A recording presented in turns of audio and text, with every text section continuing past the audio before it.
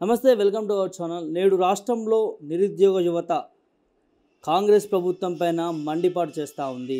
ప్రభుత్వం ఏర్పడిన తర్వాత గ్రూప్స్ పోస్ట్ పెంచుతా అనడము, మెగా డిఎస్సి చేస్తా అన్నది, జాబ్ క్యాలెండర్ అన్నది, ఎన్నో అంశాలను ఇలా నిరుద్యోగులకు నెరవేరుస్తామని చెప్పిన ప్రభుత్వము ఇవాళ మొండి చేయి చూపించే పరిస్థితి కనిపిస్తూ ఉంది. సో ఇదే అంశం పైన ప్రస్తుతం గ్రూప్స్ ఆస్పిరెంట్స్ ప్రభుత్వం పైన గ్రూప్స్ పోస్టులు పెంచాలని చెప్పి నిరసనలు తెలిపినా కూడా ఇప్పటివరకు కూడా నిమ్ముకు నీరెత్తినట్లు వివరిస్తూ ఉంది. మరి ఆనాడు నిరుద్యోగుల పట్ల మేము ఉంటామని చెప్పినటువంటి ఏ నాయకుడు ఇలా మాట్లాడకపోవడము జరుగుతూ ఉంది.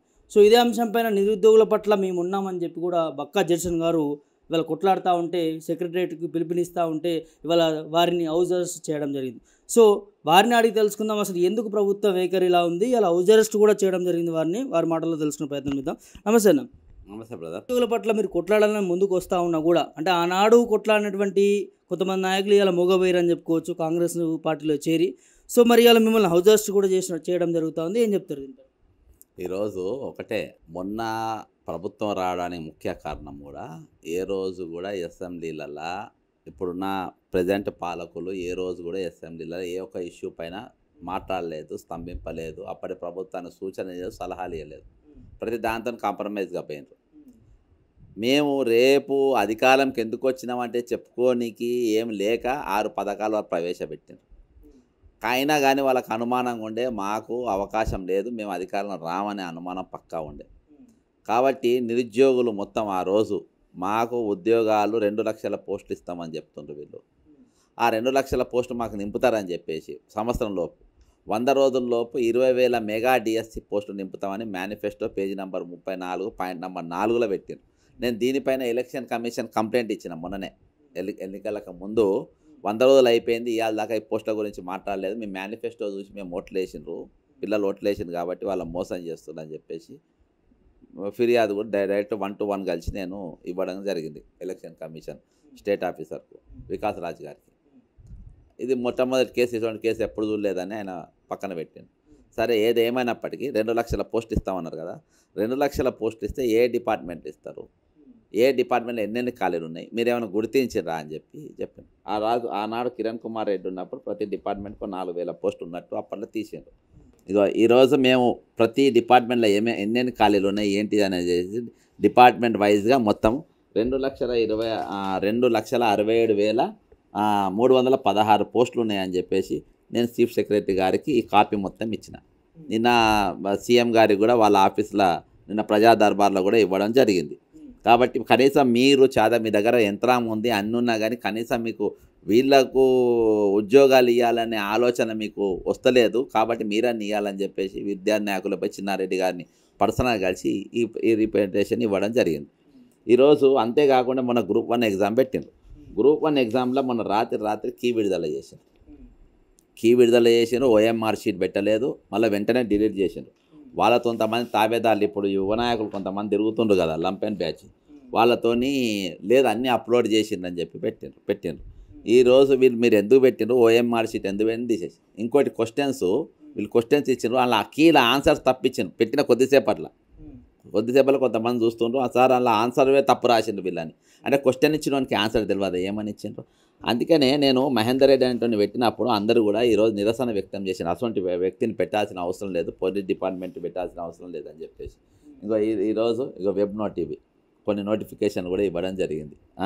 కాబట్టి ఈరోజు ప్రభుత్వము ఇంత నిర్లక్ష్యంగా, ఇంత నిర్లిప్తంగా ఒక దిక్కు వ్యవహరిస్తూ ఉండడం వల్ల మేము దీనిపైన ఇవాళ చలో సచివాలయం అని పెట్టాం. సచివాలయం అంటే కొట్టనికి, రాళ్లతో కొట్టనికి, గుద్దనికి కాదు. ఈరోజు మేము ప్రజాస్వామ్యబద్ధంగా మాట్లాడదామని. ఇప్పుడే ఇంకొక మెసేజ్లు వచ్చినాయి. గురుకులాలలో దాదాపు 9,200 పోస్టులు మొన్న వీళ్ళు ఇచ్చిండ్రు. ఇందులో పీజీటీ డిసైనింగ్ ఆర్డర్లా వీళ్ళు ఫాలో అవ్వకుండా, వీళ్ళు అపాయింట్మెంట్స్ ఇప్పటి వరకు ఇవ్వకుండా దాదాపు 3,000 బ్యాక్లాగ్ పోస్టులు ఉన్నాయి. దీనికి హైకోర్టు మొన్న రిలీక్స్మెంట్ ద్వారా మీరు మెరిట్ లిస్ట్ ఇవ్వమని చెప్పి మధ్యంతర ఉత్తర్వులు పిలిస్తే ఇవాటి వరకు వాళ్ళు ఇవ్వలే.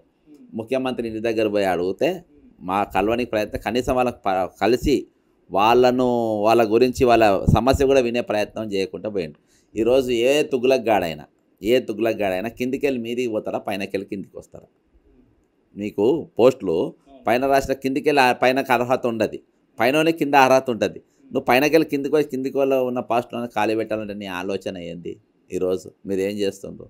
ఇయాల్టి వరకు ఒక్క డిపార్ట్మెంట్ పైన ఈ డిపార్ట్మెంట్ సోషల్ వెల్ఫేర్ ఆయన దగ్గరనే పెట్టుకుని గురుకులాలు మొత్తం ఏమైపోయినా ప్రశాంత్ అనే పిల్లాడు చచ్చిపోయిన భువనగిరిలో ఇంకిద్దరు చచ్చిపోయినారు.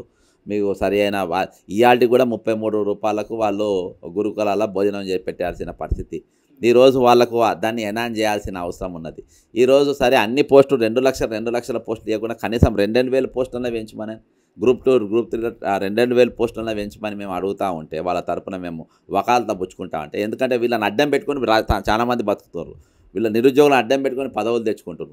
నిరుద్యోగులను అడ్డం పెట్టుకొని ఈరోజు వాళ్ళను ఒక ముడి సరుకు లెక్క వాడుకుంటారు. ఎగ్జామ్స్ టైంలో అలా ప్రచారాలకు ఎన్నికల ప్రచారాలు తిప్పుతున్నారు. ఒక దిక్కు గ్రూప్ 1 ఎగ్జామ్ పోస్ట్ పోన్ అన్న చేపియాలి కదా పెద్ద మనిషి, మళ్ళీ డేట్లు వీళ్ళే ఇస్తారు.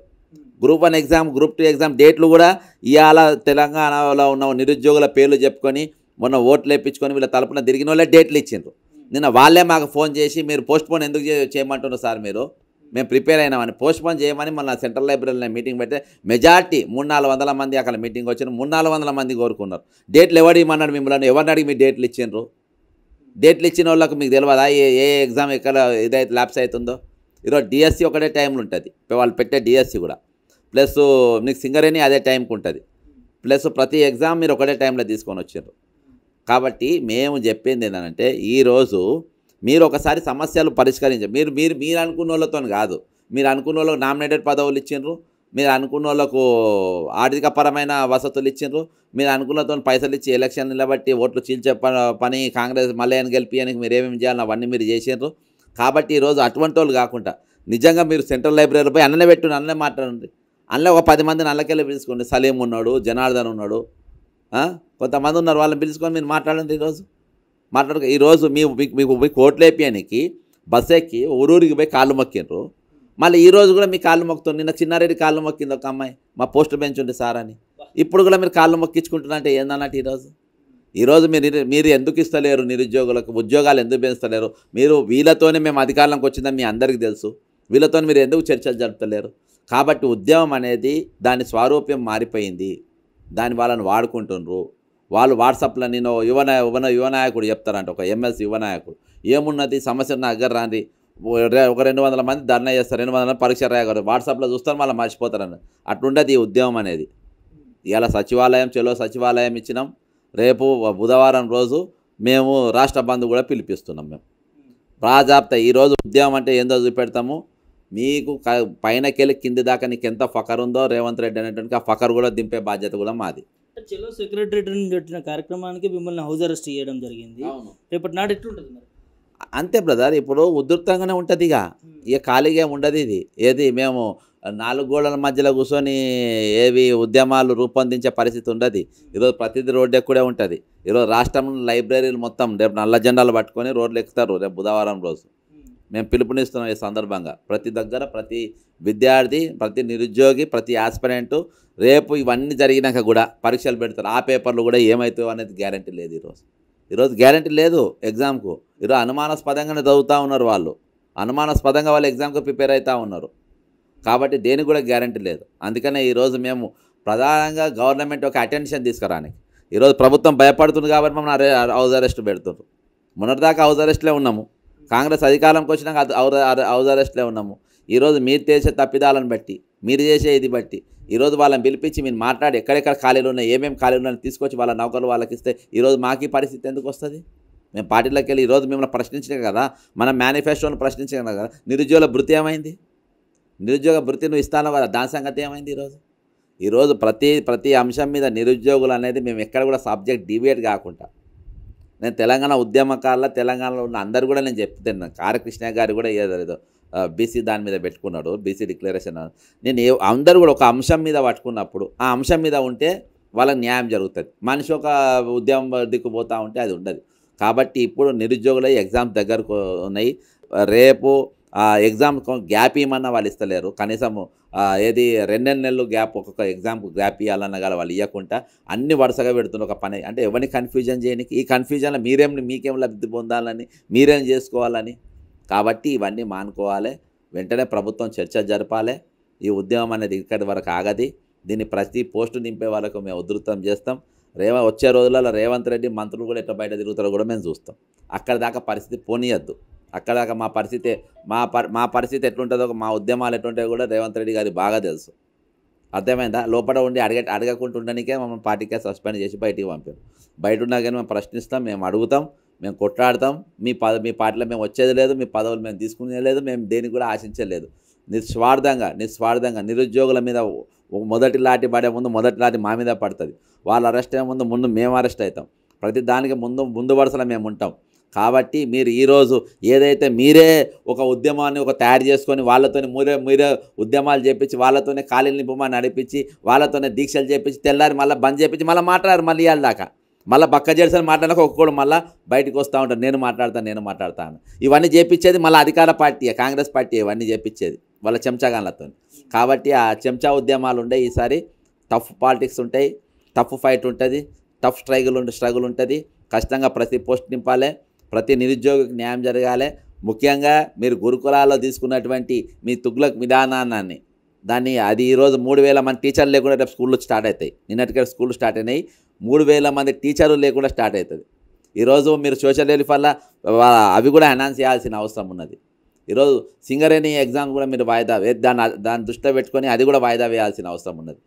డిసెంబర్లోపు అన్ని ఎగ్జామ్స్ కంప్లీట్ చేయండి. డిసెంబర్లోపు అదే కదా జాబ్ క్యాలెండర్ అంటే. నీకు జాబ్ క్యాలెండర్ అంటే ఏదో తెలియదు, తలలేదు తోకలేదు. తెల్లాలేస్తే కేసీఆర్ ఫామ్ హౌస్లో పండుకుని కేసీఆర్ ఫామ్ హౌస్లో ఉండేది, అక్కడ అందుబాటులో ఉండేది. లేకుంటే ప్రగతి భవన్ ఉండేది, అక్కడ ప్రజలను వీళ్ళని కలిసేది. నువ్వు 24 hours ఇంటనే ఉంటాను కదా, ప్రజాభవన్కి వస్తూనే లేవు కదా, నువ్వు ప్రజలకు అందుబాటులో ఉంటూనే లేవు కదా. నిన్న అంతమంది విద్యార్థులు కలవడానికి వస్తే నువ్వు ఎవరిని కలవనే లేదు కదా. ప్రజాప్రభుత్వం అంటే ఇది. కాబట్టి ఈ విధానాలు మార్చుకోవాలి. ఖచ్చితంగా నిరుద్యోగం న్యాయం చేసేంత వరకు మా పోరాటం ఉధృతం చేస్తాం. బుధవారం రోజు రాష్ట్ర బంద్ కూడా పిలిపిస్తాం. అంటే ఈ అంశాలు చూస్తూ ఉంటే నిరుద్యోగుల ప్రభుత్వం అని చెప్పుకుంటుంది ఈ ప్రభుత్వం. మొన్నటి వరకు కూడా మనం క్లియర్గా ముఖ్యమంత్రి రేవంత్ రెడ్డి గారి నోటి నుంచి కూడా విన్నాం. అలాంటి నిరుద్యోగులే ఇవాళ బాగా ఒక 2,000 పోస్టు పెంచండి అని వాళ్ళ ఇంటివే కూడా అడిగినా స్పందిస్తలేదు. మరి 2 లక్షల ఉద్యోగాలు ఇస్తే నమ్మకం ఉంటుంది. అదే కదా, దాని మీద ఇప్పుడు అదే నేను చెప్పేది. దాని మీద కనీసం ఇవాళ దాకా ఎన్ని ఖాళీలు ఉన్నాయో రివ్యూ చేయని వాళ్ళు ఇంకా 6 నెలలు అయితే సంవత్సరం అవుతుంది. నువ్వు చెప్పిన సంవత్సరం అవుతుంది అంటే నువ్వు అబద్ధాలు చెప్పి అధికారంలోకి వచ్చి దాటిపోతే నడుస్తుంది అనుకుంటున్నావా? అలా నడవది. అట్లా మీరు అనుకోవద్దు. అట్లా నడవనీయం కూడా. అట్లా ప్రభుత్వాన్ని నడవనీయం కూడా. ఈరోజు మంత్రులకు ఉన్నది వేయాలని, నింపాలని మంత్రులకు ఉన్నది. కానీ రేవంత్ రెడ్డి మాత్రం ఒకడే. ఈరోజు ఆయన కొంతమంది వేరే పార్టీలకి వెళ్ళి వచ్చిన డాఫర్గాన్లు కొంతమంది ఉన్నారు. ఎవడంటే 7,000 కోట్లు అప్పుడు కేసీఆర్ మన రైతు బంధు వేయాలని చెప్పి దాచిపెడితే ఎలక్షన్ కమిషన్ ఆపింది. ప్రభుత్వం రాగానే కాంట్రాక్టర్లు ఎత్తుకపోయిన ఆ డాఫర్గాన్లు అర్థమైందా? ఆ డాఫర్గాన్లు ఈరోజు అంతా మోపై నిరుద్యోగుల ప్రభుత్వం అని చెప్పి ఈరోజు ఉద్యోగాలకు ఇస్తే వాళ్ళ కాంట్రాక్ట్లకు పైసలు రావు కదా. అందుకని నిరుద్యోగులు ఇది కూడా చెప్పిండ్రు, అరే నోటిఫికేషన్లో పెట్టుండ్రు అబ్బాయి, కింద పెట్టుండ్రి. మీకు నౌకర్లు వస్తే ప్రభుత్వానికి మాకు ప్రతి నెల మీ జీతంలోకి వెళ్ళి మాకు 10% 20% కమిషన్ ఇవ్వమంటే ఇవన్నీ కూడా వాళ్ళు రెడీ అని చెప్పి ఒప్పుకున్నారు. అరే ఇవాళ పొట్టకొట్టి కోసం ఏం చేస్తాం? ఒకళ్ళు ఎవరి ఇబ్బందులలో వాళ్ళు ఉన్నారు. ఒక్కొక్క రూమ్కు 10 మంది 15 మంది ఉన్నారు. అదే 5 రూపాయల భోజనం తినుకుంటున్నారు. రామకృష్ణ మఠంలో ఫ్రీ భోజనం తినుకుంటే ఈరోజు పనిచేస్తాం. ప్రభుత్వం చెప్తుంది ఒకటి, చేస్తుంది ఒకటి. ఈరోజు ఎవరు అరెస్ట్ మీరు చేసేది? ప్రజాస్వామ్యం, ప్రజాప్రభుత్వం అంటే ఇదా? బయటికి రాకుండా నోర్లు నొక్కడం, గొంతులు నొక్కడం, ప్రశ్నించేటోళ్ళను బయటికి వెళ్ళగొట్టడం ఇదా మీ ప్రభుత్వం? ఈ తలకాయ లేని పనులు, దమాకు లేని పనులు బంద్ చేయాలి. ముఖ్యమంత్రి అనేటువంటి to the people, for the people, by the people, ప్రజాస్వామ్యం నడుస్తున్నటువంటి సూత్రాలను అనుగుణంగా ఈరోజు నువ్వు పనిచేయాలి. కానీ నువ్వు చేస్తున్న పని ఏంది? నువ్వు చేస్తున్న విధానం ఏంది? ఈరోజు నీకు మించి నేను ఎవడైనా ఇంట్లో ఉంటాడంటే ఏ ముఖ్యమంత్రి అయినా కూడా సొంత ఇంట్లో కట్టుకున్న ముఖ్యమంత్రి ఎప్పుడు ఉన్నాడు? చూపియా నేను. గవర్నమెంట్ లేనప్పుడు, బంగ్లాలు లేనప్పుడు ఉండే, బంగ్లాలు ఉన్నప్పుడు వాళ్ళ సొంత పబ్లిక్ ఇళ్ళల్లో ఉండే. ఇళ్ళల్లో ఎందుకున్నావు? భూములలో ఏం దాచిపెడుతున్నావు అని, ఏం సెటిల్మెంట్ చేస్తున్నాను మీరు ఉంటారు సొంత ఇళ్ళల్లో? ప్రజలు ఇచ్చినటువంటి మీరు ఏదైతే ఇండ్లు ఉన్నాయో అందులో ఉండాలి మీరు. కాబట్టి ఇది కంచె తొలగించి కూడా, అందుకనే కంచె తొలగిస్తే అందరూ కోదండరామ్ గీదండరామ్ అందరూ పోయి లఫంగాలు పోయి అలా పటాయి కాల్చిండు. కానీ ఆ కంచె తొలగించి నేను కంచె ఉంటే లేకుంటాను. బట్టికి కంచె అవసరమా? సీతక్క కంచె అవసరమా? చిన్నారెడ్డి కంచె అవసరమా? ప్రజాభవన్కి వచ్చిన సందర్శన కంచె అవసరమా? నేను లేని కంచె వీళ్ళకంత. కానీ ఆ కంచె తీసుకుపోయి ఇంటికాడ వేసిండ్రు. మొన్న గురుకులాలు వస్తే గల్లలు బట్టి బయటికి నూకేసిండ్రు అడగనికపోతే, వాళ్ళ హక్కుల గురించి అడగనికపోతే. కాబట్టి ఈ విధానం మార్చుకోవాలి. ఖచ్చితంగా నిరుద్యోగులు ఈసారి మీరు ఒక ఉద్యమం ఎప్పుడు చూడని ఉద్యమం మీరు చూడబోతారు, మేము కూడా అది రుచి చూపెడతాం ప్రభుత్వానికి. అంటే దేనికోసం ఇప్పుడు బక్కా జడ్జి ఏ పార్టీలో లేడు, స్వతంత్రంగా ఉన్నాడు, ఒంటరిగా ఉన్నాడు, ఎందుకోసం పోరాడుతూ ఉన్నాడు అంటే దీనికి వెనకాల ఏమైనా ఉండొచ్చు చాలామంది అంటారు. బ్రదర్, నాకు ఫస్ట్కెళ్ళి కూడా నాకు కొట్లాడాలంటే ఇష్టం. నా ఆయనకి ఎవ్వరు లేరు. నన్ను ఏ పార్టీ వాడు కూడా విలువద్దని తెలంగాణ రక్షణ సేన అని ఒకటి పెట్టుకున్నా, వనరుల రక్షణ సేన అని పెట్టుకున్నా. ఆ బ్యానర్ కింద ఈరోజు నేను పనిచేస్తున్నా. ఈరోజు నేను నిస్సహాయులున్న నిరుద్యోగులను చూసి నేను నిలబడ్డా. నిస్సహాయకులు నేను ఎవరికైనా ఉంటాను. నేను వీళ్ళకేంటి, నేను ఎవరి కోసమైనా నేను వాళ్ళ తరపున నిలబడతా, ఎవరి కోసమైనా నేను వాళ్ళ తరపున కొట్లాడతా. ఈరోజు నాకు ఏ స్వార్థం లేదు, నాకు ఏది లేదు. నన్ను కొనేంత ముల్లె కూడా ఎవరి దగ్గర లేదు. నన్ను కొనేంత ముల్లె కూడా ఎవరి దగ్గర లేదు. నేను ట్రాన్స్పరెంట్గా ఎలక్షన్కి పోయినా, నేను ట్రాన్స్పరెంట్గా మాట్లాడినా. ఈరోజు ఒకటే నేను డిమాండ్ చేస్తుండే, ఒకటే, ఈరోజు నిరుద్యోగులతోని మీరు స్టడీ సెంటర్లకు వచ్చి సెంటర్లు నిలబడి, ఈరోజు రాహుల్ గాంధీ ఎక్కడికి వచ్చి మాట్లాడాడు, నీ ప్రభుత్వం రానికి ఎక్కడికి వచ్చి మాట్లాడు, అశోక్ నగర్కి వచ్చి మాట్లాడలేదా? నిరుద్యోగుల డిక్లరేషన్ ఏదో చేసి అక్కడికి వచ్చి చేయలేదా ఈరోజు? అంటే నీకు ఓటు అవసరం ఉంటేనో మధ్యలోకి వస్తారు. అసలు రాహుల్ గాంధీతో మాట ఇప్పించే మీరు మోసం చేయించినా మరి నేను ఎందుకు మాట్లాడా? బరాబర్ మాట్లాడతా. నాకు స్వార్థం ఉంది, బరాబర్ స్వార్థం ఉంది. 2,67,316 పోస్టు ఖాళీలోనే నువ్వు నింపు. నువ్వు దమ్ముంటే, నువ్వు మొగోనివైతే, నువ్వు మొలగానివైతే, నువ్వు ముఖ్యమంత్రి అయితే, నిజంగానే ముఖ్యమంత్రి దమ్ముంటే నింపు. నువ్వు లఫంగి గాళ్ళ ముందు పెట్టుకొని వీళ్ళ మోసం చేసుకుని చూసుకుంటూ కూర్చోను. కానీ నేను గత 10 సంవత్సరాలు కూడా బ్రదర్ నేను కొట్లాడింది ప్రభుత్వం పైన, గత ప్రభుత్వం పైన నేను కొట్లాడినా. నిరుద్యోగ ఇష్యూస్ వీళ్ళు సీరియస్గా కొట్లాడుతున్నా అనుకున్నా. మ్యాక్స్ ఫిక్సింగ్ అరెస్టు, మ్యాక్స్ ఫిక్సింగ్లో ఇళ్ళ పోడు, మ్యాక్స్ ఫిక్సింగ్తో పదవులు తెచ్చుకున్నాడు. ఈరోజు మీకు ఉద్యోగాలు వచ్చినాయి. ఎవరైతే వీళ్ళని అడ్డం పెట్టుకొని బతుకుతున్నారో వాళ్ళకు ఉద్యోగాలు వచ్చినాయి, వీళ్ళకి ఉద్యోగాలు రాలే కదా ఈరోజు. ఇలా కూడా వీళ్ళు మిస్గైడ్ చేస్తున్నారు కదా. పోరాగాలు కూడా నియంత్రణ లెక్క మాట్లాడుతుండ్రు. ఏమైతే మేము తోలు తీస్తాం అంటున్నా. ఏమైతే మీ ఉద్యమ విద్యార్థులతో నిరుద్యోగులతో ఏమవుతుంది అంటారు మీరు? ఫిక్సింగ్ చేసుకొని జైల్లో పోయినట్టు కాదు. బండకేజ్ కొడతాను అంట రేవంత్ రెడ్డి. అదేదో మేము చూపెడతాం ఇప్పుడు. ఎవరు ప్రభుత్వం ఉంది కాబట్టి ఫకర్ మాటలు వస్తాయి. మరి అలా బోంగానే ఎందుకు ఫకర్ వస్తుంది ఏందో అర్థం కాదు నాకు. అలా ఏమన్నా ఉన్నదో మ్యాగ్నెట్ ఉన్నదో లంగ పనులు చేయాలని ఉంటుందో ఏందో అదేందా. కాబట్టి ఇన్ని రోజులు నేను ఎందుకు వస్తున్నా అంటే వీళ్ళని అడ్డం పెట్టుకుని బతుకుతున్నారని. అరే భయ్, వీళ్ళకి ఎలక్షన్లకు రాజకీయాలకు ఏం సంబంధం భయ్? ఎగ్జామ్ గ్రూప్ 1 ఎగ్జామ్ ఉంటుంది. 46 జీవన ఎంబడెడ్ 40 వాళ్ళని తీసుకొని వచ్చుకుంటావు, వాళ్ళని పోలింగ్ ఏజెంట్గా పెట్టుకుంటావు, వాళ్ళని కౌంటింగ్ ఏజెంట్లుగా పెట్టుకుంటావు. విద్యార్థులు వాళ్ళ తల్లిదండ్రులకి వెళ్ళి వచ్చిన పైసలు వాళ్ళకి పెట్టిన ఏం హక్కు ఉందని తిప్పుకుంటారు చెప్పండి మీరు? అంటే ఒక్కొక్క తిరిగా వాడుకుంటారు. ఒకడు అధికారంలోనికి వాడుకుంటాడు, వాడు ఎమ్మెల్సీ కానికి వాడుకుంటాడు, ఓ చైర్మన్లు కానికి వాడుకుంటాడు, వాడు డబ్బు కోసం వాడుకుంటాడు. తమాషా అయిపోయిందా ఇది? తమాషా అయిపోయిందా? వాళ్ళని వాడుకుని ఏం హక్కు ఉందని వాడుకుంటారు భయ్ మీరు? మీకు ఏం అధికారం ఉంది విద్యార్థులను వాడుకోనికి? నేను వాడుకోలేనా? నేను 100 ఇష్యూలు చేసిన, 100 ఇష్యూల పైన కొట్లాడినా. నేను ఏ ఒక్కరిని కూడా వచ్చి నా కోసం ప్రచారం చేయడం ఏ ఒక్కరిని నాకు హక్కు లేదు. నాకు ఈరోజు ఒక్కొక్కరు ఒక్కొక్క విధంగా వాడుకునే ప్రయత్నం చేస్తుంది. కాబట్టి వాళ్ళ తరపున నిస్వార్థంగా నిలబడ్డా నేను. నిస్వార్థంగా మేము పిలిపిస్తే ఎట్లుంటుందో చూసినావు కదా. ఇప్పుడు మీ పోలీసు మీద ఎట్లా దిగిందో చూసినావు కదా. మేము పిలిపిస్తే అట్లుంటుంది. రేపు బుధవారం కూడా బరాబర్ మేము రాష్ట్ర వ్యాప్త బంద్ పిలిపిస్తున్నాం. ప్రతి లైబ్రరీ కాడ, స్టడీ సర్కిల్ కాడ నల్ల జెండాలు పట్టుకొని బయటకు వచ్చి నిలబడతారు. ఉద్యమం మీద చూపెడతాం. రేపు రాబోయే ఎన్నికలలో లోకల్ బాడీ ఎలక్షన్స్లో కూడా రాజకీయాలకు అతీతంగా, పార్టీలకు అతీతంగా ప్రతి ఊర్లో ప్రతి ఎంపీటీసీ, ప్రతి సర్పంచి, ప్రతి జెడ్పీటీసీకి రేపు పోటీ కూడా చేపిస్తాం మేము. మీరు చూడండి రాజకీయాలలో విద్యార్థులు ఎట్లా మేము చూపెడతాం రేపు. అది మీ ఎవరి సొత్తు కాదు. అది మీరు గెలుచుకుంటారు కదా, గెలుకొని మీరు ఎంత గెలుక్కోండి. మేము దాన్ని ఎట్లా చేయాలో మేము కూడా చేస్తాం. రేపు మళ్ళీ బుధవారం నాడు మిమ్మల్ని హౌస్ అరెస్ట్ చేసే పరిస్థితి. నేను ఇళ్ళలో కూర్చుంటా, నడుస్తూనే ఉంటాయి కదా. నేను ఇలా కూర్చొని నేను ఇప్పుడు విద్యార్థులకు నేర్చుకోవాల్సింది ఏంటంటే ఇళ్ళ చుట్టూ కాదు. మొన్న ఓట్ల కోసం కాళ్ళు మొక్కిండ్రు. నిన్న హక్కుల కోసం కాళ్ళు మొక్కుడు కాదు, ఇప్పుడు కాళ్ళు ఇరవాలి. ఉద్యమాలు నేర్పిస్తా, వీళ్ళకు ఫైటింగ్ ఏదో నేర్పిస్తా, ఫైటింగ్ స్పిరిట్ ఏందో నేర్పిస్తా. ఫైటింగ్ స్పిరిట్ లేకుంటే రేపు వీళ్ళు దాన్ని ఏమంటారు ఆత్మహత్యలు చేసుకునే పరిస్థితికి దిగజారిపోయే పరిస్థితులు ఉన్నాయి వచ్చే రోజులలో. మొన్న అమ్మాయి చనిపోయింది. అది వరకు చాలా జరిగినాయి. ఈ మధ్యలోనే చాలా జరుగుతున్నాయి ఈరోజు. అందుకని నేను చెప్తున్నా అసలు జరగద్దనే ఉద్దేశంతో ఈరోజు వాళ్ళకు నమ్మకం వచ్చింది. మాకంటూ ఒకళ్ళు ఉన్నారు, మాట్లాడేటోళ్ళు, గొంటెత్తి మాట్లాడేటోళ్ళు ఉన్నారు. ఇలా సోకాళ్ళు చెప్పుకునే ఉద్యమకారులకు వాళ్ళ మనుషులకు కూడా నాకు ఫోన్లు చేసి మా సబ్జెక్ట్ కూడా మాట్లాడమంటారు. గురుకుల సబ్జెక్ట్ అక్కడికి వెళ్ళి వచ్చింది. కాబట్టి ఈరోజు ప్రతి అంశం మీద మేము కొట్లాడదాం, ప్రతి దాని మీద కొట్లాడదాం. ఈరోజు కాంట్రాక్ట్ అనే పదవి ఏది అవుట్ సోర్సింగ్ అనే పోస్టులు ఇవన్నీ లేకుండా అన్నీ కూడా పర్మనెంట్ అవుతాయి. అది తిరిగా ప్రభుత్వం నిరుద్యోగ ప్రభుత్వం ప్రజాప్రభుత్వం అంటే అదే. లేకుంటే టైటిల్ తీసేసేయి, టైటిల్ రేవంత్ రెడ్డి ప్రభుత్వం అని పెట్టుకో, ఓటుకు నోటు ప్రభుత్వం అని పెట్టుకో, ఓటు ఇస్తేనే పనులు అవుతాయని ప్రభుత్వం అని పెట్టుకో, కమిషన్లు ఇస్తేనే నౌకర్లను పెట్టుకో, కమిషన్లు ఇస్తేనే కాంట్రాక్టులను పెట్టుకో కమిషన్ గవర్నమెంట్ అని. మీరు సీకర్లో వసూలు చేస్తున్నారు కదా, ఆ tax, D tax, B tax, ఆ ట్యాక్సులు బంద్ చేసి ఈ ట్యాక్స్ అని బాజాబ్తా పెట్టు, నోటిఫికేషన్ ఇవ్వండి. ఇక సబ్జెక్ట్ ఇప్పుడు డిబేట్ అదో సబ్జెక్టు, కానీ ఏమున్నా కానీ ఇవాళ నిరుద్యోగ సబ్జెక్ట్ అని వీళ్ళు ఇస్తామంటుండ్రు కదా, ట్యాక్స్ కూడా మేము కడతామంటుండ్రు కదా. ఆ ట్యాక్స్ రేవంత్ రెడ్డి గారు నిరుద్యోగులు మీకు నౌకర్లు వస్తే నా కమిషన్ రావని మీరు బాధపడితే మేము ఎవ్రీ మంత్ మీరు నోటిఫికేషన్ ఉండి ఎవ్రీ మంత్ మీ జీతంలోకి 20% కట్ చేసుకొని లేకుంటే 10% కట్ చేసుకొని మీరు అలా జీతాలు ఇవ్వండి. నీ అదే కదా నీవు అక్కడికి వెళ్ళి వచ్చినోనివే కదా. బీఆర్ఎస్ ఎమ్మెల్సీ ఆంగ్లో ఇండియన్ ఇంట్లోకి వెళ్ళి బయటకు వచ్చినోనివే కదా నువ్వేమన్నా ఏది ఇక్కడికి వెళ్ళి వచ్చినోని కాదు కదా. ఉద్యమాలకి వెళ్ళి ఉద్యమ కెరటాల నుంచి పుట్టుకొచ్చినటువంటి నాయకుని కాదా నువ్వు. ఆయన పేరు తెలియదు, ఎవరు ఎమ్మెల్యే ఆంగ్లో ఇండియన్ ఎమ్మెల్యేని కొనుక్కుంటుంటే వచ్చింది చూసినావు, అందులోకెళ్ళి మనం బయటకు వచ్చినోని కదా. మేము అట్లా కాదు కదా, మేము ఉద్యమాలకు వెళ్ళి వచ్చినాం.